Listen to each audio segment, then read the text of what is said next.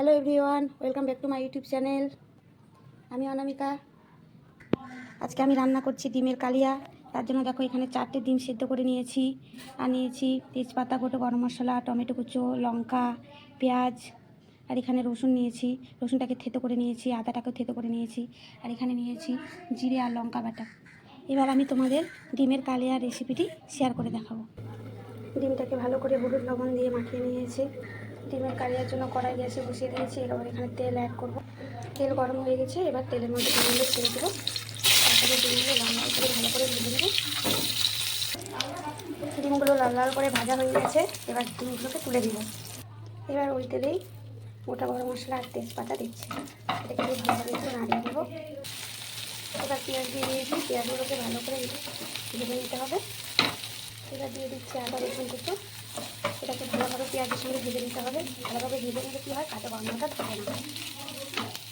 এবার দুটো কাঁচা লঙ্কা দিচ্ছি, কাঁচা লঙ্কাটাকেও ভালো করে পেঁয়াজের সঙ্গে ভেজে নেব। আমি গোটা রসুনও দিয়েছি, রসুন থেতো করে দিয়েছি। থেতো করে দিলে কী হয়, তেলে যখন রসুনটা দিবে দারুণ স্মেল আসে, সেই গন্ধ বেরিয়ে গেছে। এবার সঙ্গে টমেটো অ্যাড করছি, টমেটোটাকে ভালো করে ভেজে নেব। এবার দিচ্ছি লঙ্কা আর জিরে বাটা। মশলাটাকে ভালো করে পেঁয়াজ মিশিয়ে নিচ্ছি। এবার একটু রেখে দেবো কষানোর জন্য। এবারে অ্যাড করছি পরিমাণ মতো লবণ, হলুদ। এবার একটু চিনি অ্যাড করছি। চিনিটা তোমরা দিতেও পারো, নাও দিতে পারো। চিনিটা দিলে কী হয়, তাড়াতাড়ি কালারটা ভালো আসে।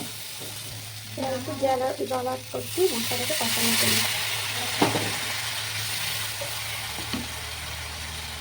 সামান্য পরিমাণে জল দিয়ে দিলাম। এবার একটু ঢেকে দিব, যাতে মশলাটা ভালো করে কষে যায়।